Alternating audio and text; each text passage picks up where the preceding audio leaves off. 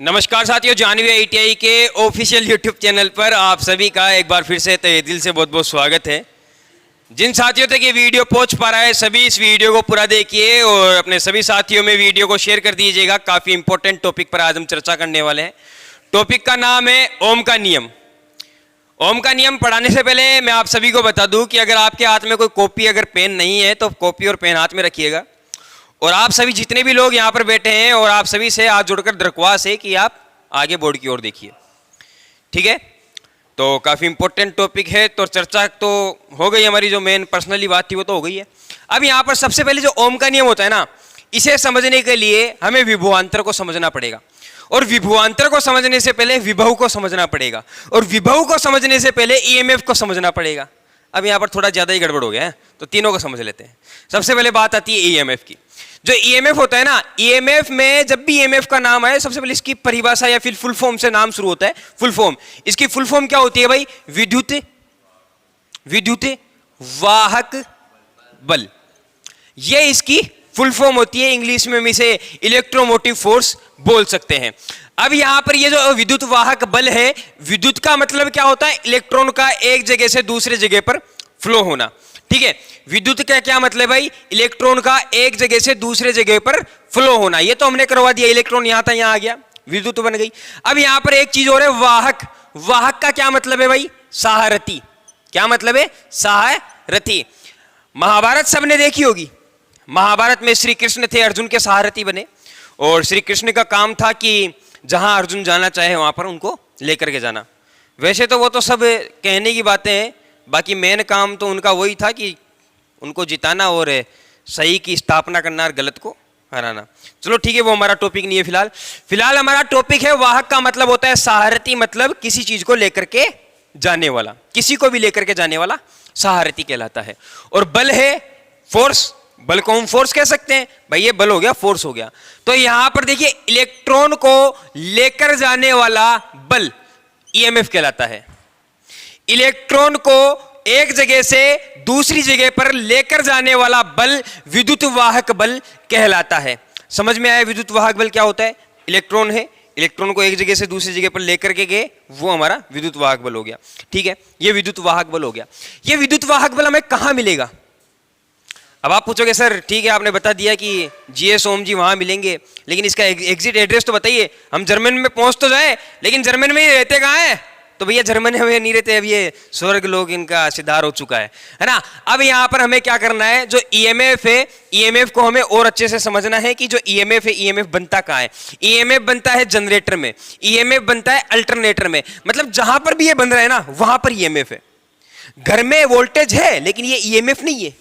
EMF कहां होगा? जहां बनता है, जहां कोई चीज बनाई जा रही है, जहां पर वोल्टेज बनाया जा रहा है, वहां पर ईएमएफ होता है। आपसे मैं पूछूं घर में क्या आता है, तो घर में वोल्टेज ही आता है, घर में विभवांतर आता है, ईएमएफ नहीं आता।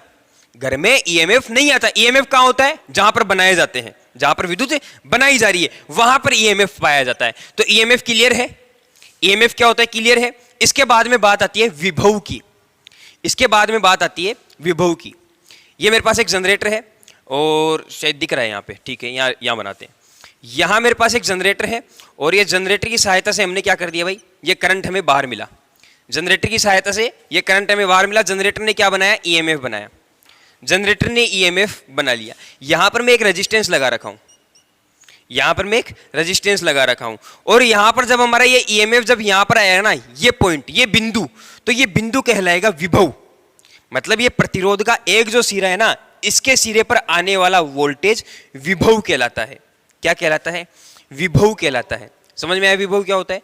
अनंत से लाया गया एक इकाई आवेश जिस पॉइंट पर लाया जा रहा है, वो पॉइंट विभव कहलाता है। तो ये हमारा क्या हो गया भाई? विभव हो गया।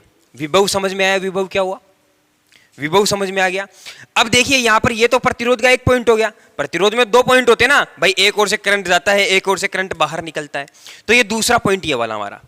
अब आपसे मैं कहूं कि घर से आप आए भाई, घर पे रोटी बनी थी, रोटी घर पे बनी थी, वो रोटी क्या हो गई? ईएमएफ। रोटी क्या हो गई? ईएमएफ बन गई भाई, घर बन गई। बनने के बाद काम खत्म। अब आप खा करके आए उसे, या फिर आप घर को ईएमएफ मान सकते हैं। घर को आप ईएमएफ मान लीजिए, घर है, घर ईएमएफ है आपके लिए। घर से आप आए, कॉलेज का गेट क्या है? कॉलेज का गेट विभव, कॉलेज का गेट हो गया विभव। अब यहां पर आप आए, पूरे दिन पढ़ाई भी करोगे, पूरे दिन याद भी करोगे, पूरे दिन मस्ती भी करोगे, किसी किसी से लड़ाई भी होगी, किसी किसी से झगड़ा भी होगा, तो आपने जो खाना खा करके आया था भाई वो डाउन तो होगा भाई, उसकी भरपाई तो होगी। वो खाना धीरे धीरे धीरे धीरे कम होता चला गया, अब तुम्हारी एनर्जी कम हो गई। तो यहां से क्या है, ये जो विभव है ना, ये हमारी कॉलेज, आप अब छुट्टी के बाद वापस कॉलेज के गेट पर जाते हो, लेकिन जैसे आप आए थे ना वैसे आपको नहीं मिलेगा। जैसे आप थे शुरुआत में जब सुबह थे वैसे आप नहीं हो, अब आप चेंज हो गए, आपकी एनर्जी कम हो चुकी है। इसका मतलब क्या है, ये दो विभव है, ये दो विभव है, ये कॉलेज हो गई आपकी, ठीक है, ये प्रतिरोध हो गया, मतलब कॉलेज हो गई। अब यहां पर आपने क्या क्या किया, इसके अंदर आपने जो खाना खाया था घर से, आप जो खाना खा करके आए थे घर से, कॉलेज में डाउन हो गया। अब यहां से जो ये करंट लेकर के आ रहा था, ठीक है, ये ईएमएफ के साथ, वोल्टेज के साथ जो करंट आ रही थी, इस रेजिस्टेंस के कारण वो करंट कम हो गई। हमारे लिए खाना हमारी एनर्जी था, परिपथ के लिए, यहां इस परिपथ के लिए करंट जो है, करंट क्या हो गया, इसकी एनर्जी होगी, मतलब एनर्जी कम हो जाएगी। अब जब इस दूसरे विभव को हम देखते ना तो हमें करंट कम मिलता है। एक प्रतिरोध के दो विभव हो गए, पहला विभव ये है, दूसरा विभव ये है। इसका मतलब यहां पर 33 केवी हमने बनाया, 33 केवी बनाने के बाद यहां पर 240 वोल्टेज आया। 240 वोल्टेज आने के बाद जब हम यहां देखते तो हमें 40 वोल्टेज ही मिलता है। 200 कहां गया, 200 इसने खपत कर लिया। अब ये 200 का अंतर आ रहा है, 200 का अंतर आ गया तो ये कहलाता है विभवांतर। क्या कहलाता है भाई, विभवांतर। समझ में आया विभवांतर क्या होता है? विभवांतर, दो विभवों के बीच का अंतर विभवांतर, सीधी सी बात है। ईएमएफ समझ में आया, विभव समझ में आया, विभवांतर समझ में आया। एक चीज हमेशा याद रखना, तीनों का जो मात्रक होगा, ठीक है, तीनों का जो मात्रक होगा एक ही होगा, तीनों का मात्रक। और इसका मात्रक क्या होता है भाई, वोल्ट होता है। प्रतीक क्या होता है, वी होता है। तीनों का मात्रक वोल्ट होता है। ऐसा थोड़ी है कि घर से तो आप रोटी नाच की खा करके आए थे, अनाज की खा करके आए थे, और कॉलेज में आते आते वो अनाज पेट में बाजरा बन गया, नहीं होता ना। ऐसा तो थोड़ी है, वो तो गेहूं नाच तो नाच ही रहेगा, अनाज तो अनाज ही रहेगा, तो बाजरा थोड़ी बनता है, बाजरा नहीं बनता वो। तो यहां पर भी ऐसा ही है, यहां से अगर आपने वोल्टेज उठाया ना तो यहां पर इस विभव पर भी वो वोल्टेज ही रहेगा, करंट नहीं बनेगा, वो वोल्टेज ही रहेगा। इस विभव पर भी वो वोल्टेज ही रहेगा। तो ये वोल्टेज हो गया। वोल्टेज समझ में आया, वोल्टेज क्या है? ईएमएफ, विभव और विभवांतर, इन तीनों का एकमात्र वोल्टेज मात्रक है, सिर्फ और सिर्फ मात्रक है। तीनों चीजों में क्या फर्क होता है? ईएमएफ उत्पन्न करवाया जाता है, विभव किसी पॉइंट पर, किसी प्रतिरोध के एक पॉइंट पर प्राप्त होने वाला हमें जो वोल्टेज होता है वो विभव कहलाता है, और दूसरे पॉइंट पर वो भी विभव। और इन दोनों पॉइंटों के बीच का जो अंतर है, जो अंतर आ रहा है, वो कहलाता है विभवांतर। क्या कहलाता है? विभवांतर। विभव, विभवांतर और ईएमएफ कंप्लीट है। एक चीज हमेशा याद रखना, ईएमएफ का मान हमेशा सबसे ज्यादा होता है। ईएमएफ का मान हमेशा सबसे ज्यादा होता है। ईएमएफ का मान, ईएमएफ सबसे ज्यादा कितना बना रहे? 33 केवी बना रहे। कितना बना रहे भाई? 33 केवी हम बना रहे। अब 33 केवी में से कुछ ही हम निकाल रहे हैं जो कि हमारे घर पर यहां तक आ रहा है। कितना आ रहा है? 240 वोल्टेज। कितना आ रहा है? 240 वोल्टेज। तो इसका मतलब विभव का मान कम हो गया। इसका मतलब विभव का मान 240 है, इस 33 केवी से तो काफी कम है। तो ईएमएफ का मान सबसे ज्यादा होता है। विभव का मान, विभव का मान ईएमएफ से कम होता है। किससे कम? ईएमएफ से कम होता है। ये ईएमएफ से कम हो गया। अब इसके बाद में बात आती है विभवांतर की। अब ये जो विभवांतर होता है ना, ये इससे भी कम होता है। विभवांतर विभव से भी कम होता है। हो सकता है एग्जाम में क्वेश्चन आ जाए कि विभव, विभवांतर और ईएमएफ में से सबसे कम मान किसका होता है? तो वो होता है विभवांतर का। किसका होता है? विभवांतर का। समझ में आया?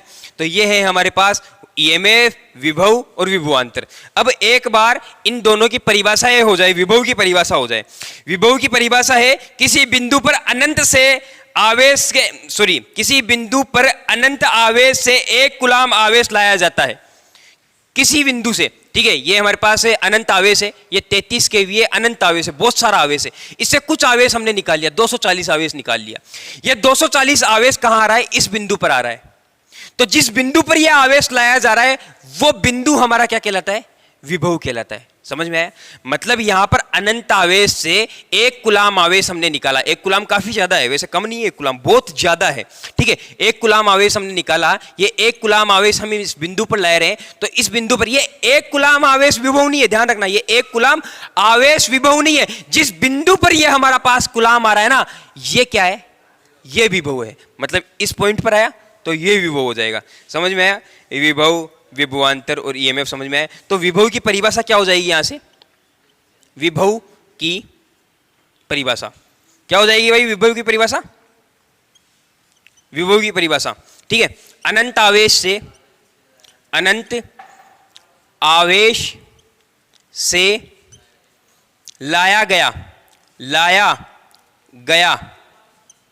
1 कूलाम आवेश, ठीक है, 1 कूलाम आवेश, 1 कूलाम आवेश जिस बिंदु पर लाया जाता है, जिस बिंदु पर लाया जाता है, बिंदु पर लाया जाता है, वह बिंदु क्या कहलाता है?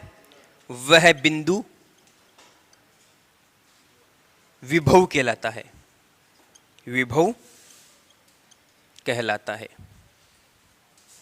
विभवांतर, विभवांतर क्या होता है? विभवांतर बिल्कुल सही है, 2 विभवों के बीच का अंतर, ठीक है, 2 विभवों के बीच का अंतर क्या कहलाता है भाई? विभवांतर कहलाता है। विभव, विभवांतर समझ में आया? दोनों चीज समझ में आ गई? ठीक है, ये विभव हो गया और ये विभवांतर हो गया। अब इसके बाद में बात आती है वोल्टेज की। सर ये वोल्टेज क्या है? ठीक है, विभव समझा दिया, विभवांतर समझा दिया, ईएमएफ समझा दिया, वोल्टेज क्या है भाई? अभी अभी तो बताया, वोल्टेज मात्रक है किसका? विभवांतर का। अब यहां पर हमें वोल्टेज को विभवांतर का मात्रक मानते हुए चलना है। इसका कारण यह है क्योंकि घरों में हमारे पास क्या आ रहा है? विभवांतर आ रहा है। घरों में विभवांतर को मान्यता देते हैं ना, ये जो अंतर आ रहा है इसी को तो हम मान्यता देते हैं घरों में, तो हमें विभवांतर को मानने को चलता है। क्योंकि ओम के नियम के अंदर विभव का जिक्र नहीं किया गया है, ईएमएफ का जिक्र नहीं किया गया है, उसमें विभवांतर का मतलब है, ठीक है, उसमें विभवांतर का जिक्र किया गया है, तो उसी को साथ लेकर के हम चलने वाले हैं। तो वोल्टेज समझ में आ गया। अब इसमें बात आ गई ओम के नियम की स्थापना। ओम के नियम की स्थापना जॉर्ज साइमन ओम ने की। किसने की भाई? जॉर्ज साइमन ओम ने की। ये जॉर्ज साइमन ओम ने स्थापना तो कर दी, ओम चचा, ठीक है, इन्होंने स्थापना तो कर दी, लेकिन की कब? 1827 ईस्वी में। कब? 1827 ईस्वी में। यह है ओम की नियम की स्थापना। किसने की थी? जॉर्ज साइमन ओम ने की थी। मतलब जॉर्ज साइमन एक काफी माने हुए वैज्ञानिक थे, जो कि बिल्कुल ठाले तो बैठते नहीं थे हमारी तरह, कभी क्या कभी क्या कभी क्या। लेकिन बस ये है कि हम फालतू के काम ज्यादा करते हैं, वो काम के काम ज्यादा करते थे, इतना सा फर्क था, और कोई ज्यादा फर्क नहीं था। ये काम वो करते थे। तो उनको एक चीज मिली कि यहां पर ओम ने जो बताया, ओम ने बताया ओम, ठीक है, ओम ने क्या कहा? अब यहां पर इस लाइन को ध्यान से सुनिएगा, इसको मिटा दूं मैं। जॉर्ज साइमन ओम ने, जॉर्ज साइमन ओम ने, जॉर्ज साइमन ओम ने 1827 ईस्वी में करंट वोल्टेज और प्रतिरोध, करंट वोल्टेज और प्रतिरोध के बीच में एक संबंध स्थापित किया, में एक संबंध स्थापित किया। अब ये जो संबंध स्थापित किया, इस संबंध को ही हम ओम का नियम कहते हैं, इस संबंध को ही हम ओम का नियम कहते हैं, ठीक है, किया। इसे ही हम ओम का नियम कहते हैं, ओम का नियम कहते हैं। अब देखिए, संबंध स्थापित किया, संबंध तक ठीक है भाई, ओम का नियम कहला रहा है। संबंध क्या किया वो हम बाद में देखेंगे, लेकिन उससे पहले हमारे पास यहां पर 3 चीजें और निकल करके आ चुकी है, करंट, वोल्टेज और प्रतिरोध। अब ये क्या चीजें हैं? करंट, वोल्टेज और प्रतिरोध, अब ये क्या चीजें हैं? इनको भी समझते हैं। अरे तुम्हें तो पता है, मेरे भाई, जो और लोग हैं उनको तो नहीं पता, जैसे कि हमारे कई साथी हमारे साथ नए जुड़ रहे हैं, उनको नहीं पता, तो उनके लिए है ना, तो ये आप ही के लिए, इनको तो पता है ये, है ना, लेकिन देखना है, क्या पता कोई नई चीज मिल जाए। अब यहां पर क्या है हमारे पास समझ आई करंट। ये जो करंट है, ये करंट क्या है? इलेक्ट्रॉन का प्रवाह होना ही करंट कहलाता है। इलेक्ट्रॉन का एक जगह से दूसरी जगह पर जाना ही करंट कहलाता है। इलेक्ट्रॉन का प्रवाह होना करंट कहलाता है, करंट कहलाता है। ठीक है। विभवांतर, वोल्टेज हमने समझ लिया, इसको समझने की आवश्यकता नहीं है। विभवांतर क्या होता है? प्रतिरोध। यहां पर ये जो इलेक्ट्रॉन है ना, क्या होता है, कभी कभी आप कॉलेज नहीं आते हो, तो काफी ज्यादा दिक्कतें भी होती है। अब क्या हो रहा है कि तुम वोल्टेज का क्या काम है? फोर्स लगाना। वोल्टेज का क्या काम है भाई? ये इलेक्ट्रॉन है, ये इलेक्ट्रॉन यहां पर ये वायर है, इस वायर में ये इलेक्ट्रॉन है। ये इलेक्ट्रॉन ऐसे ही ना थोड़ी अपनी जगह चेंज करेगा, इस इलेक्ट्रॉन के पीछे फोर्स लगाना पड़ेगा। क्या लगाना पड़ेगा? इलेक्ट्रॉन के पीछे फोर्स लगाना पड़ेगा। तो ये फोर्स कौन लगाएगा? वोल्टेज लगाएगा। फोर्स कौन लगाएगा? वोल्टेज लगाएगा। लेकिन यहां पर क्या होता है, एक आदमी और खड़ा होता है, यहां पर एक आदमी और खड़ा होता है, आजा बेटा आजा। जैसे कि आपके पिताजी तो बोलते हैं चल बेटा आगे चल, चल आगे चल, मैं तेरे साथ हूं, चिंता किस बात की है। लेकिन जब आप जैसे ही आप कॉलेज में पहुंचते हो तो 2-3 हमें दोस्त मिल जाते हैं। कहाँ? हमको छोड़ के। इतने कमजोर थोड़ी है, जाने थोड़ी देंगे आगे। बेटा जब तक बर्बाद नहीं करेंगे जब तक छोड़ेंगे नहीं। ये है दोस्तों के साथ ऐसा ही होता है भाई। घर वाले तो काफी फोर्स लगा रहे, पीछे से काफी फोर्स लगाया जा रहा है कि चल बेटा मैं हूं तेरे पीछे, फोर्स। तो यहां पर जो वोल्टेज है वो फोर्स, ठीक है, जो घर वाले हैं वो है वोल्टेज। दोस्त क्या है? ये खड़ा आगे, प्रतिरोध। नहीं बेटा इलेक्ट्रॉन, हम है ना अभी यही खड़े रहेंगे दोनों साथ में। तो ये वोल्टेज जो ये प्रतिरोध है ना, ये करंट के मार्ग में बाधा डालता है, वोल्टेज के मार्ग में थोड़ी बाधा डाल रहा है। क्योंकि आगे पापा तो पीछे पीछे आ रहे हैं भाई, फोर्स तो पापा पीछे से लगा रहे हैं, आगे तो बेटा चल रहा है। विरोध किसका होगा? विरोध किसका होगा? इलेक्ट्रॉन का, यानी कि करंट का। आपका दोस्त आपके पापा का विरोध कर सकता है? नहीं कर सकता, क्योंकि चाटे छूटे पड़ जाएंगे, नहीं कर सकता ना। तो इसीलिए यहां पर क्या होगा, ये सिर्फ आप ही का विरोध कर सकता है। तो यहां पर आप क्या हो? इलेक्ट्रॉन। यहां पर आपका दोस्त क्या है? प्रतिरोध। तो ये एक दूसरे का विरोध करते हैं, मतलब प्रतिरोध इलेक्ट्रॉन का विरोध करता है। समझ में आ गया? तो ये है हमारे पास क्या? प्रतिरोध। प्रतिरोध का जो मात्रक होता है, प्रतिरोध का जो मात्रक होता है ओम ही होता है। प्रतिरोध का मात्रक प्रतिरोध का मात्रक ओम ही होता है। अब जब रेजिस्टेंस बनाया, अब ओम ने क्या है? रेजिस्टेंस। ओम चचा ने रेजिस्टेंस तो ढूंढ लिया वायर के अंदर, भाई वायर में रेजिस्टेंस भी होता है। अब बोलोगे, अब वो बोला सर मेरे को क्या रेजिस्टेंस बोलोगे, कोई नाम नहीं दोगे? तो बोलता है क्या नाम दे यार तुम्हें? भाई केजी होता है, उसको केजी के हिसाब से बोलते, वजन होता है उसको केजी के हिसाब से बोलते। भाई कोई तो मात्रक वात्रक दो यार, इतना भी मैं कोई कमजोर थोड़ी हूँ, रेजिस्टेंस हूँ भाई। तो उसने, ओम चचा ने कहा ठीक है आज से मेरा नाम तेरे पीछे लगेगा, और बताओ और क्या चाहिए। तो यहाँ पर आर के पीछे ओम लगाया जाने लगा, मतलब रेजिस्टेंस के पीछे। अब ओम जो है ना, उसने ये भी कहा कि काफ़ी समय बाद काफ़ी लोग आएंगे जो काफ़ी कमज़ोर होंगे, उनके लिए ना मेरा नाम जॉर्ज साइमन ओम बहुत बड़ा नाम है भाई, और कोई गलत वलत बोल दिया तो दुविधा हो जाएगी। तो उस नाम को कोई गलत ना बोले, इसीलिए उन्होंने एक सिंबल दे दिया, आज से तुम इसे ही ओम बोल लेना बेटा। जहाँ पर ये लिख दूँ समझना आ जॉर्ज साइमन ओम खड़ा है, ठीक है। तो ये हमारा ओम हो गया। समझ में आया? करंट समझ में आया, प्रतिरोध समझ में आया, वोल्टेज समझ में आया। इसके बाद में बात आती है ओम के नियम की परिभाषा, काफी इंपॉर्टेंट है, मोस्ट है, इसको ध्यान से सुन लेना, ठीक है, इसको ध्यान से सुन लेना। किसी बंद डीसी परिपथ में, क्या भाई? किसी बंद डीसी परिपथ में किसी प्रतिरोधक, ठीक है, किसी प्रतिरोधक के दोनों सिरों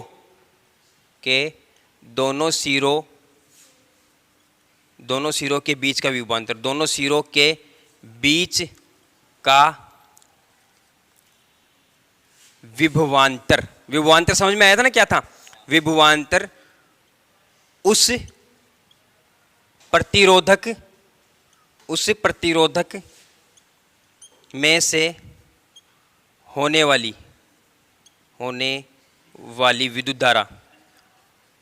विद्युत धारा के समानुपाती होगा या अनुक्रमानुपाती होगा। अनुक्रमानुपाती होगा। समझ में आया? ठीक है, परिभाषा को समझते हैं। ओम ने लिखा कि किसी बंद डीसी परिपथ में, कोई परिपथ है मतलब बंद, बंद की उसने क्या कहा, क्योंकि ओपन सर्किट में तो करंट ही फ्लो नहीं होती ना, बंद में ही होगी, तो बंद परिपथ हमें लेना है। ठीक है, ये बंद परिपथ हमने ले लिया, यहां से आप प्लस दे रहे हो, यहां से आप माइनस दे रहे हो, ये बंद डीसी परिपथ हो गया। ओपन नहीं होना चाहिए, इसने साफ साफ कह दिया है पहले ही, भाई बंद होना चाहिए, मेरी गारंटी नहीं तुम्हारा कैलकुलेशन गलत हो गया तो बंद होना चाहिए, इसने बंद कर दिया। यहां पर ये क्या है, किसी बंद डीसी परिपथ में प्रतिरोधक के दोनों सिरों पर, दोनों सिरों के बीच, ठीक है, दोनों सिरों के बीच में मैंने बताया था विभवांतर, बताया था मैंने विभवांतर, ठीक है, दोनों सिरों के बीच में विभवांतर प्रतिरोधक में से, भाई करंट प्रवाहित होगी इसमें से, प्रतिरोधक में से प्रवाहित होने वाली विद्युत धारा के अनुक्रमानुपाती होगा। अब अगर इस लाइन का मतलब मैं बताऊं ना आपको, सिर्फ छोटा सा मतलब है, ये इतनी रामायण तो फालतू में लिखी गई है, तो ये है मात्र और मात्र इतना सा मतलब वोल्टेज करंट के अनुक्रमानुपाती है। इतनी सी बात हमें लिखनी थी, उसमें इतनी बड़ी रामायण कहाँ गाने की। लेकिन क्या है कि किताबी भाषा है, उसके हिसाब से हमें भी चलना पड़ता है भाई। तो यहां पर इसका मतलब है किसी बंद डीसी परिपथ में, ठीक है, किसी बंद डीसी परिपथ में किसी प्रतिरोधक के दोनों सिरों पर, दोनों सिरों के बीच उत्पन्न विभवांतर प्रतिरोध में से प्रवाहित होने वाली विद्युत धारा के समानुपाती होगा। इसका मतलब है यदि इस प्रतिरोध के अंदर आप वोल्टेज का मान बढ़ाओगे तो यहां पर करंट का मान भी बढ़ेगा। सिंपल, समझ में आया? समझ में आया? इतना सा इसका मतलब है। लेकिन ओम चच्चा ने अब सोचा यार यहां पर ये अनुक्रमानुपाती का चिन्ह गलती से आ गया, अब इसको चेंज करना था। अब इसको चेंज करने के लिए इसको कोई ऐसी चीज चाहिए थी जो किसी भी मेटल के अंदर वो नियत हो, मतलब वो चीज हो ही हो, तभी ये चीज हट सकती थी, अन्यथा नहीं हट सकती थी। अब कॉपर का वायर है, एल्यूमिनियम का वायर है, इनके अंदर खुद का भी तो एक प्रतिरोध होता है, इनके अंदर खुद का भी तो एक प्रतिरोध होता है। भाई चलो ठीक है, दोस्त की बात अलग है, वो रास्ते में खड़ा है, भाई खुद की भी तो कुछ ना कुछ पर्सनल प्रॉब्लम है जिसके कारण आप आगे नहीं बढ़ पा रहे हो, ठीक है, तो पर्सनल प्रॉब्लम्स वायर का खुद का प्रतिरोध भी तो कुछ होता है। तो प्रतिरोध हर एक वायर में होता है, चाहे एल्यूमिनियम का ले लीजिए, चाहे रेजिस्टेंस का ले लीजिए, वो बात अलग है कि किसी का कम होता है ज्यादा होता है, होता तो है। तो यहां पर जो आर है ना, आर इसको मिल गया नियतांक, आर इसको क्या मिल गया, नियतांक, मतलब ये नियत रहने वाला था। ये हर प्रतिरोध के अंदर या फिर कहे कि हर तार के अंदर होने वाला ही है, ये हर तार के अंदर रहता है प्रतिरोध। तो ये प्रतिरोध उसको मिल गया, नियतांक उसको मिल गया। अब उसने कहा ठीक है अब इसको चेंज करते हैं। फिर उसने क्या कर दिया, V बराबर I इंटू, मतलब इसने समानुपाती का चिन्ह हटा दिया, बराबर लगा दिया, I इंटू R इसने कर दिया। R क्या है, नियतांक, ठीक है, R यहां पर क्या है, नियतांक, जिसे हम क्या कहते हैं, प्रतिरोध, जिसे हम क्या कहते हैं भाई, प्रतिरोध कहते हैं। समझ में आ गया यार यहां पर क्या है। अब इसके बाद यहां से एक परिभाषा और बनी, ओम के नियम की एक परिभाषा और बनी कि ओम के नियम अनुसार, ठीक है, ओम के नियम अनुसार वोल्टेज या फिर किसी परिपथ में वोल्टेज, किसी परिपथ में वोल्टेज, किसी परिपथ में वोल्टेज, परिपथ में वोल्टेज, किसी परिपथ में वोल्टेज धारा और रेजिस्टेंस, मतलब धारा और प्रतिरोध, धारा और प्रतिरोध के गुणनफल के समानु, मतलब बराबर होगी, गुणनफल के बराबर होगी। कोई प्रतिरोध है, उसमें वोल्टेज कितनी होगी भाई, वोल्टेज आप कैसे ज्ञात करोगे, कोई प्रतिरोध है तो आप उसकी करंट को और रेजिस्टेंस को गुणा कर दोगे। तो इस डेफिनेशन में भी यही बोल रहा है कि धारा और वोल्टेज जो है ना, इनके गुणनफल के समान, धारा और रेजिस्टेंस के गुणनफल के बराबर क्या होगी, हमारा वोल्टेज होगा। सिर्फ इस लाइन का मतलब इतना सा है, यहां से भी आप परिभाषा बना सकते हो। तो ये है ओम का नियम। अब इसको अगर आप समझना चाहो ना, तो इसको आप इस तरह से समझ सकते हो कि R बराबर I बटा V। आप यहां से अगर ऐसे मान लीजिए कि रेजिस्टेंस को बढ़ाते हो, ठीक है, सॉरी समझ गया, ठीक है, VI ऊपर V आएगा। अगर आप यहां से रेजिस्टेंस को बढ़ाते हो तो वोल्टेज भी बढ़ेगा। क्यों बढ़ेगा, क्योंकि आपको पता है जैसे ही रेजिस्टेंस बढ़ेगा तो भैया करंट बढ़ेगी, क्योंकि करंट लोड के हिसाब से बढ़ती है। और जैसे ही करंट बढ़ गई, अब पहले तो क्या है कि आपके धक्का पिताजी अकेले लगा रहे थे, अब भाई तुम जिम में जाने लग गए भाई, पावर आवर ज्यादा आ गया, अब पिताजी मम्मी को बुला लेंगे, तू भी आजा, धक्का लगा इसके पीछे, है ना। तो यहाँ पर भी ऐसा ही होता है, ठीक है। जब तक आप जिम में नहीं जा रहे थे तब तक काम चल रहा था, इलेक्ट्रॉन जब तक जिम नहीं जा रहा तब तक काम चल रहा था, लेकिन अब इलेक्ट्रॉन ने और इलेक्ट्रॉन ले लिए। क्यों ले लिए? क्योंकि आर बढ़ा, और जैसे ही आर बढ़ा करंट बढ़ा, और जैसे ही करंट बढ़ा इलेक्ट्रॉन बढ़े।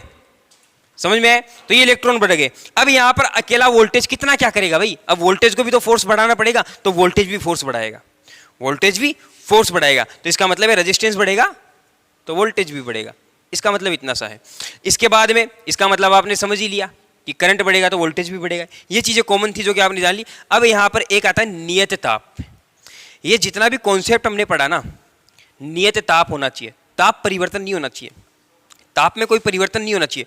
ओम का नियम तभी लागू होगा जब ताप नियत होगा। तापमान का मतलब समझ रहे हो? टेम्परेचर में कोई परिवर्तन नहीं होना चाहिए, टेम्परेचर एग्जिट होना चाहिए, समान होना चाहिए।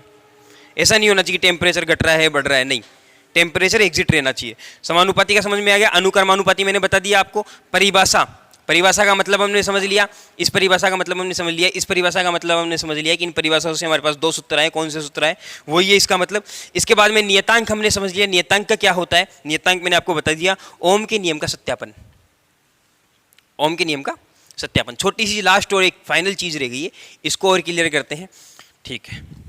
तो सबसे पहले इसके अंदर कुछ उपकरणों की आवश्यकता होगी। जो उपकरण हो गए, पहला उपकरण है हमारे पास वोल्टमीटर। पहला उपकरण है वोल्टमीटर। तो वोल्टमीटर हमेशा समांतर क्रम में लगता है, तो हम इसे एक लैंप के समांतर क्रम में लगा लेते हैं। इसके बाद में आता है एक एमीटर, ठीक है, एक एमीटर। यह एमीटर आ गया, और यहाँ पर एक वेरिएबल रेजिस्टेंस। क्या हो गया भाई? Variable resistance. ये वेरिएबल रेजिस्टेंस आ गया। यहाँ से ये कुंजी आ गई, कुंजी का मतलब पुश बटन स्विच, ठीक है। और यहाँ से ये हमने प्लस और माइनस की सप्लाई दे दी। अब इसके अंदर करना क्या है? ज़्यादा कुछ नहीं करना, सप्लाई देनी है, कुंजी को ऑन करना है, यहाँ से इस रेजिस्टेंस को कम करके देखना है। भाई रेजिस्टेंस को आप कम करोगे तो फॉर्मूले के हिसाब से करंट बढ़नी चाहिए, ठीक है, करंट बढ़नी चाहिए। तो यहाँ पर इसको कम ज़्यादा करके देखते हैं कि इनमें कोई फर्क पड़ रहा है कि नहीं पड़ रहा। ओम ने यही तो कहा था, तीनों में संबंध बताया था, तो करके देख लो भाई, उसने जो बोला है। हम मना थोड़ी कर रहे हैं, साहब करके देख लेंगे। ओम जी आपने बोला तो करेंगे भाई, करेंगे तो कर लो। यही करना है, यहाँ से हमें रेजिस्टेंस को कम करना है, ठीक है। रेजिस्टेंस को आप कम करो, रेजिस्टेंस को कम करते ही क्या होगा? वोल्टेज बढ़ेगी। भाई करंट ज़्यादा जाएगी, वोल्टेज बढ़ेगी। तो इस तरह से आपको इसको सोल्व करके देखना है। अब जैसे कि मैं इस फॉर्मूले में से ही एक बार लिख लेता हूँ। यहाँ पर वोल्टेज का मान आ गया 240 वोल्टेज। भाई 240 वोल्टेज दे रहे थे, 240 वोल्टेज आ गया। और यहाँ पर इसका मान आ गया 10 एम्पियर, 10 एम्पियर आ गया। अब जब मैं इसको सोल्व करके देखता हूँ तो 240 फॉर्मूले के हिसाब से रख लेता हूँ। पहले फॉर्मूला रख लेता हूँ। हमें निकालना क्या है? आर निकालना है। तो आर बराबर क्या था? V अपॉन आई, ठीक है। अब आर बराबर क्या हो जाएगा? 240 बटा आई, यानी कि 10। 0 से 0 गया। रेजिस्टेंस का मान आ गया 24, रेजिस्टेंस का मान आ गया 24 ओम चच्चा, है ना, ये आ गया ओम। इसका प्रयोग करते हैं हम करंट, वोल्टेज और रेजिस्टेंस याद करने के लिए। यह था एक ओम का नियम, जो कि छोटी सी क्लास थी। उम्मीद है आपको समझ में आ गया होगा। आपको समझ में आया तो वीडियो को लाइक, चैनल को सब्सक्राइब और बेल आइकन को ऑन जरूर से कर लीजिएगा। धन्यवाद साथियों।